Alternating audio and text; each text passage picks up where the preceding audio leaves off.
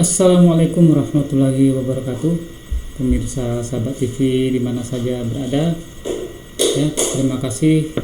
Jumpa lagi bersama saya Laude dalam acara kupas tuntas Alkitab dan Al-Quran. Kebenaran suatu agama ataupun kepercayaan itu tergantung pada kitab sucinya.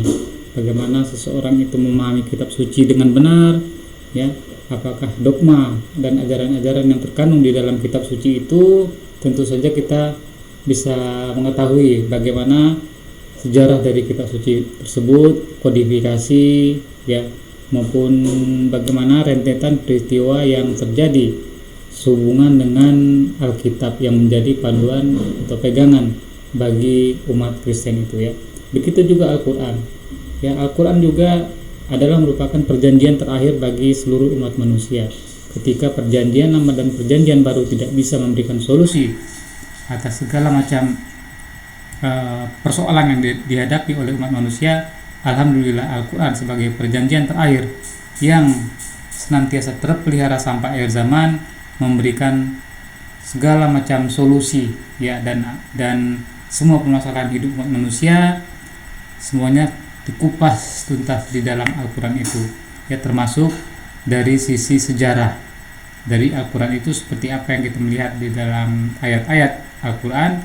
Selalu saja Al-Quran mengatakan bahwa Al-Quran itu adalah Al-Furqan, pembeda, Asy-Syifa, yaitu obat, rahmat bagi seluruh umat manusia. Di ayat lain, ayat Al-Quran mengatakan wa qul ja'al haqq wa zaqal batil innal batila kanat zahuqa. Artinya bahwa telah datang kebenaran dan lenyaplah kebatilan, dan sesungguhnya kebatilan itu pasti lenyap. Nah, dalam hal ini ketika kita melihat bagaimana Islam dan Kristen yang merupakan agama misi, kita tentu saja pahami bahwa Yesus sebenarnya tidak membawa misi untuk menyebarkan ajarannya ke seluruh dunia. Dan apa yang diimani oleh Kristen sekarang, yang diamini juga oleh mereka, bahwa mereka itu bukanlah pengikut Yesus, tetapi pengikut Paulus. Nah, kita langsung saja pemirsa dengan acara pada kesempatan hari ini. Sebelumnya kemarin saya sudah memberikan klarifikasi terhadap kesaksian dari seorang murtadin yang tentu saja selalu merasa mendapat bisikan dari Roh Kudus. Dan tentu saja pada kesempatan hari ini kita akan kembali untuk mengupas seorang murtadin yang juga tidak kalah pamornya dari murtadin sebelumnya di channel yang menjadi kebanggaan mereka, yaitu channel Bapak Yusuf Manubulu. Sayangnya seluruh murtadin yang ada di channel Bapak Yusuf Manubulu ini, termasuk Bapak Yusuf Manubulunya sendiri, juga tidak berani untuk menanggapi tantangan debat dari Geraha Mu'alah. Jadi mereka itu tidak berani untuk berdebat dengan muslim untuk membuktikan kebenaran mereka itu. Al-Quran mengatakan di dalam surah kedua ayat ke-111, wa qalu la yadkhulul jannata illa man kana hudan nasara tilka amaniyuhum qul hatu burhanakum in kuntum shodiqin. Dan orang-orang Kristen berkata, tidak akan masuk surga selain penganut agama Kristen. Itu adalah angan-angan kosong saja bagi mereka. Katakanlah kepada mereka, qul hatu burhanakum in kuntum shodiqin. Tunjukkanlah bukti kebenaranmu in kuntum shodiqin, jika kamu adalah orang-orang yang benar. Dalam sejarah peradaban umat manusia, dalam sejarah perdebatan antara Islam dan Kristen, saya tegaskan tidak ada satu orang Kristen pun yang bisa membuktikan kebenaran mereka itu. Mereka hanya imani saja, termasuk murtadin ini ya pemirsa. Jadi kita buktikan di sini. Langsung saja kita saksikan kesaksian dari seorang murtadin dan akan kita langsung mengkoreksi dan mengkonter apa saja yang menjadi statement dari murtadin ini ya. Pemirsa, langsung saja kita simak tanpa panjang lebar. Haleluya, puji Tuhan. Selamat malam buat semua teman-teman dimanapun Anda berada. Kami kembali hadir di dalam kasih dari Tuhan Yesus, karena kami rindu supaya bisa berbagi dalam kehidupan dengan waktu yang sangat singkat ini. Nah, ini yang pemirsa yang menjadi alergi bagi umat muslim dan Yahudi ketika umat Kristen mengatakan ada Tuhan selain Allah. Tuhan Yesus katanya. Di dalam hal ini umat Islam Islam itu adalah satu-satunya agama yang beriman kepada Yesus.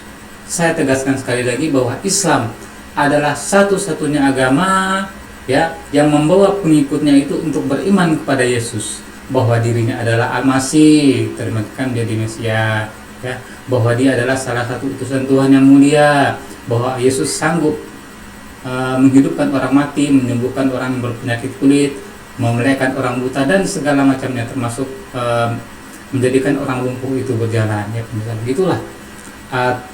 Mukjizat-mukjizat Yesus itu kita bisa kita lihat di dalam Alkitab dan juga di dalam Al-Quran, ya misalnya. Tetapi mukjizat-mukjizat Yesus itu tentu saja hanya terekam di dalam Al-Quran dan Alkitab. Tetapi sampai sekarang kita tidak bisa lagi melihat mukjizat Yesus itu. Barangkali itu bisa saja cerita bohong yang diada-adakan, ya. Menurut saya bisa saja seperti itu, bisa saja.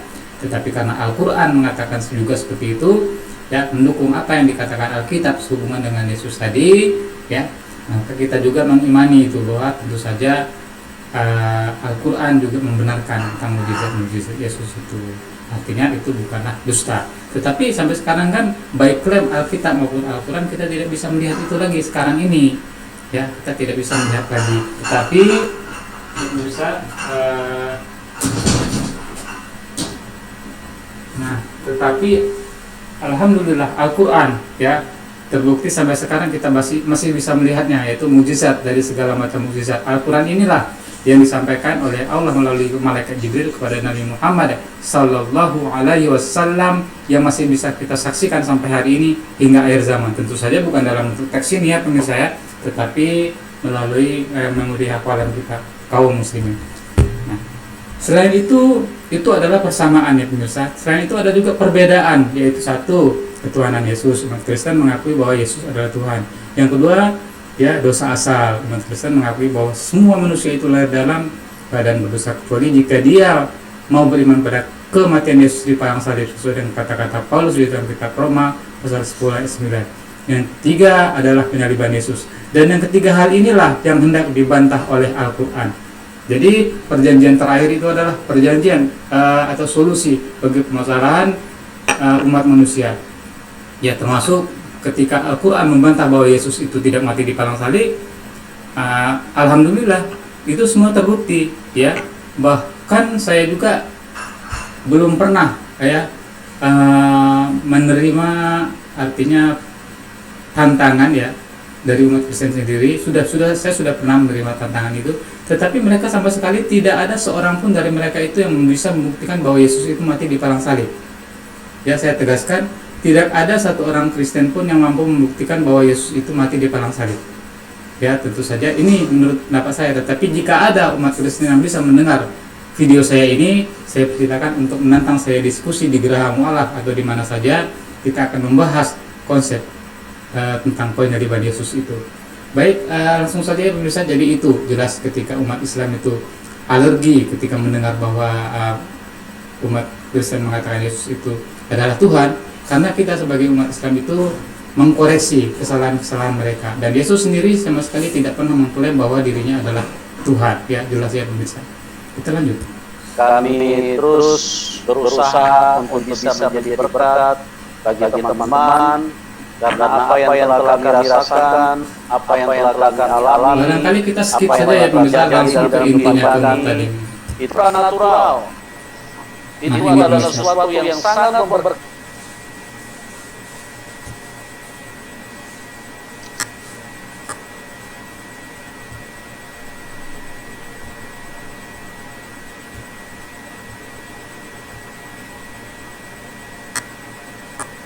Kehadiran seorang narasumber yang mengalami kuasa Tuhan yang sangat supranatural, yang sangat adipodrati, ya, bagaimana beliau bisa berjumpa dengan Tuhan, bertatapan muka dengan Tuhan. Nah, ini ya pemirsa, pasti lewat mimpi nih, ya kan? Lewat mimpi, kebanyakan mereka itu sering memberikan kesaksian berjumpa dengan Yesus itu lewat mimpi. Itu sepertinya seperti itu, ya pemirsa. Kita lihat langsung saja. Dan berbicara dengan Tuhan, berdialog langsung, ngomong dengan Tuhan Yesus pada saat dia sedang sholat tahajud, ya. Kita akan dengar kesaksian ini sangat luar biasa dan akan menguatkan kita semua dan akan memberkati kita semua. Baik, kita akan lihat apakah itu akan menguatkan, apakah itu akan melunturkan iman kita sebagai seorang muslim. Ya, kita akan lihat. Jika kesaksian yang disampaikan oleh Murtadin ini bisa meruntuhkan iman saya karena terbukti jika Kristen itu benar, maka hari ini juga tentu saja saya murtad. Ya, jadi dari kesaksian dari para murtadin yang ada di channel Bapak Yusuf Manubulu ini, saya perhatikan tidak ada seorang pun dari kesaksian mereka itu yang bisa membuktikan kebenaran Islam. Justru sebaliknya, tidak ada seorang pun di antara mereka itu yang berani secara terbuka untuk menantang umat Muslim tentunya untuk membuktikan kebenaran Kristen itu, ya pemirsa.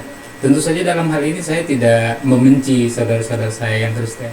Tetapi ketika kita melihat dari apa yang disampaikan di channel Bapak Yusuf Manubulu ini kan sangat jelas bahwa dia itu ingin menyampaikan misi kristenisasi dengan menyajikan murtadin yang memberikan kesaksian-kesaksian yang menurut beliau ini kesaksian yang luar biasa. Kita buktikan pemirsa ya. Kita buktikan bagaimana kesaksian mereka itu.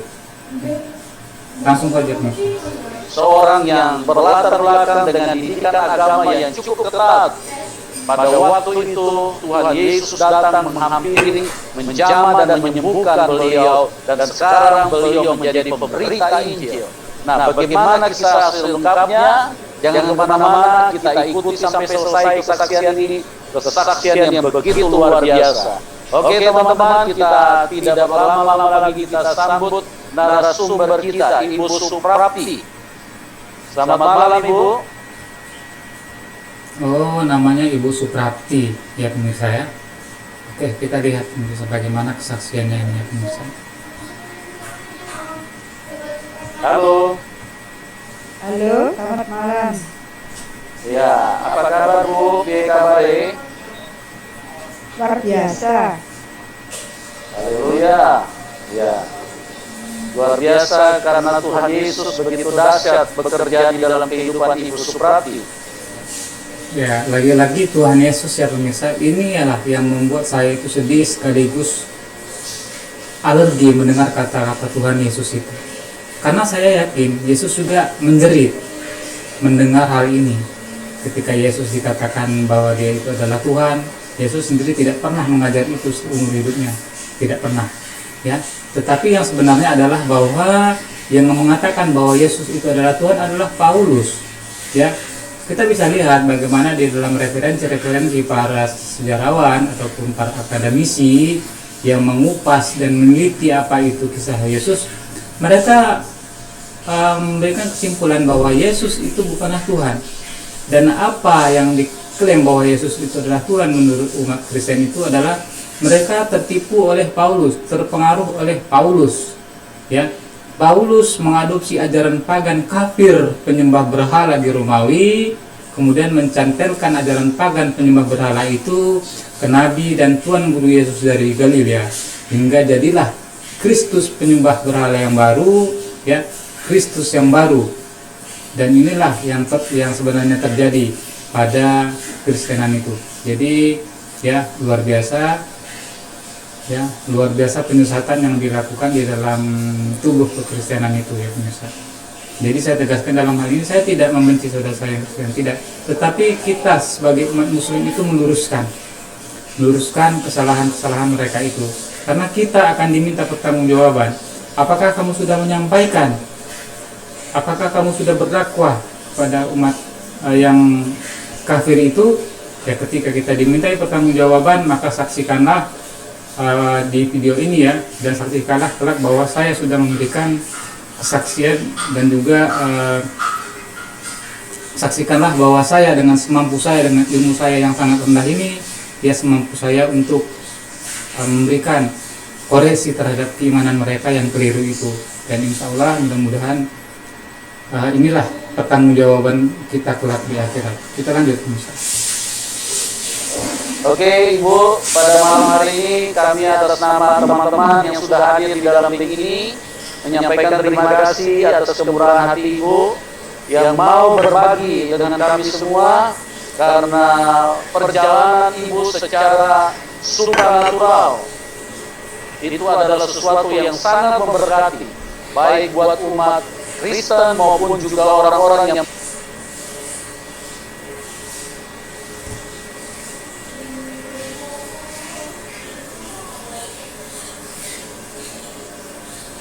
baik pemirsa, ada teknis nih pemirsa. Ini ada kesalahan teknis nih.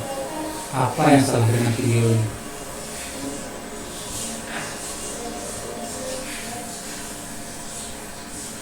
Oke, mohon maaf pemirsa, sepertinya ini ada gangguan teknis ya pemirsa. Tetapi tidak apalah. Pada kesempatan hari ini mungkin untuk kesaksian ini mungkin saya cukupkan dulu ya pemirsa kesaksian ini. Tetapi apa yang saya sampaikan tadi itu bahwa yang mereka iman itu adalah bukan ajaran Yesus tapi ajaran Paulus. Makanya tidak heran ketika nanti kita bisa melihat di dalam redaksi yang disampaikan di dalam Injil Matius pasal 7 ayat 21 sampai dengan 23 bahwa Yesus akan mengusir orang-orang yang memanggil dirinya Tuhan, Tuhan, bukankah kami bernubuat dengan namamu serta mengusir setan dengan namamu dan mengadakan mukjizat dengan namamu juga?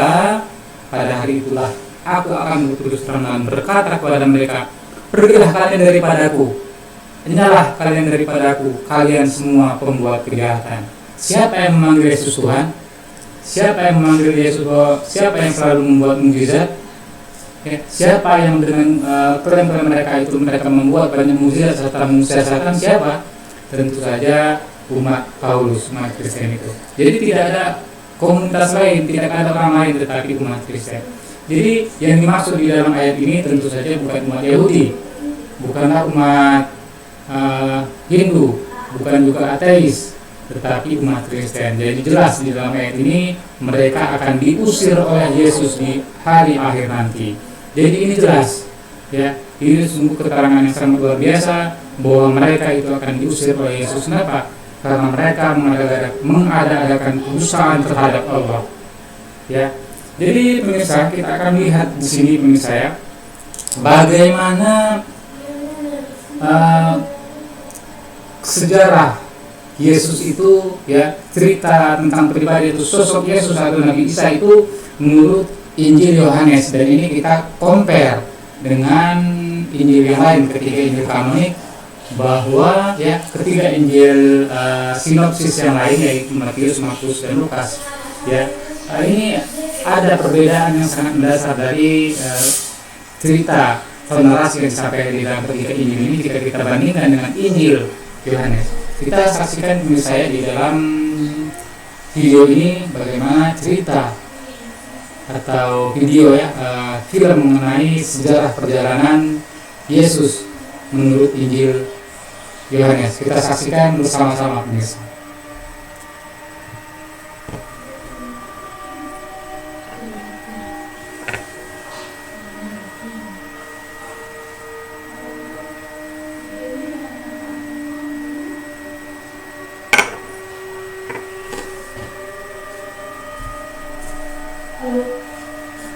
Ya, jadi ini adalah sejarah Yesus menurut Injil Yohanes, pemirsa.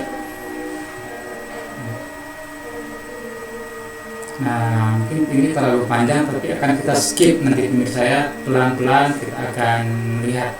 Jadi tujuan saya ingin menyajikan cerita ini adalah bahwa Injil jadi itu ya pemirsa.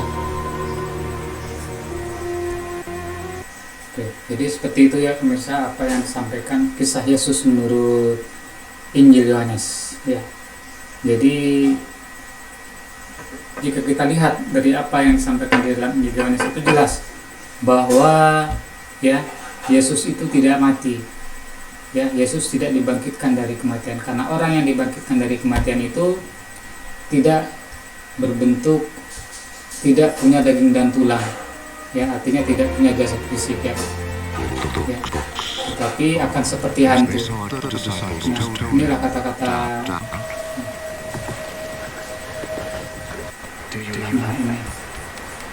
Nah ini bagaimana Yesus yang masih menampakkan dirinya kepada murid-muridnya itu dalam rupa yang seperti sebelumnya, yaitu punya daging dan tulang. Bahkan di dalam Injil Lukas itu makan ikan goreng ya pemirsa. Jadi jelas ya di sini pemirsa bahwa Yesus tidak dibangkitkan dari kematian. Jadi maaf ya pemirsa yang ada di rumah, mungkin itu saja yang bisa saya sampaikan pada kesempatan hari ini.